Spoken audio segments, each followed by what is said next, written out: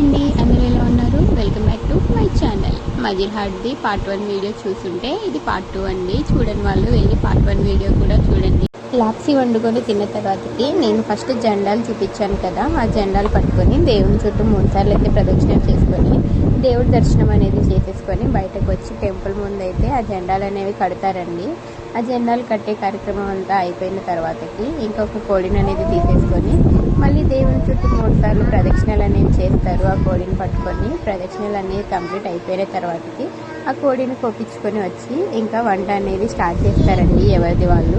ఇంకా అప్పుడప్పుడు అక్కడ కొంతమందికి దేవుడు కూడా వస్తూ ఉంటుంది. చూసారా, అక్కడ ఒక ఆమెకైతే దేవుడు అనేది వచ్చింది. మా తాతయ్య వాళ్ళు దర్శనం అంతా కంప్లీట్ చేసేసుకొని వంట అనేది మొత్తం కంప్లీట్ అయిపోయాక ఇంకా అందరు కలిసి అయితే తింటూ ఉన్నారు ఒక దగ్గర కూర్చొని.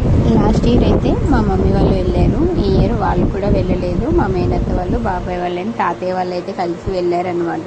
మా వాళ్ళు అయితే ఒక దగ్గర కూర్చొని అందరైతే తినడం అనేది అయితే కంప్లీట్ చేసేసుకున్నారు. అక్కడ 3 o'clock అయితే దేవుడిని బయటికి ఊరేగింపుకైతే తీసుకొస్తారండి.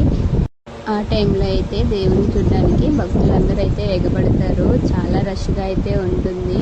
ఈ స్వామికి వీరభక్తుడు భావసింగ్ బాబా ఈ దేవుడు ఉన్నాడని గుర్తించింది భావసింగ్ బాబానే అంట.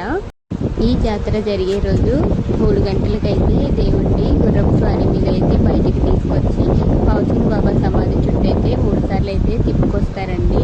అంటే నన్ను గుర్తించిన మనిషి ఇక నా దగ్గరికి రాలేకపోయినా నేనే తన దగ్గరికి వెళ్తానని దేవుడే తన దగ్గరికి వెళ్తాడనమాట.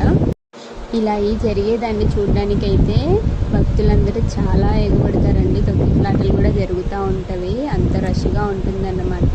అయినా మా పిన్ని అయితే నా కోసం కష్టపడి వీడియో అయితే తీసుకొని వచ్చింది. ఆ టైంలో కూడా దేవుడి ఊరేగింపు అంతా అయిపోయాక ఇంక జాతర అంటేనే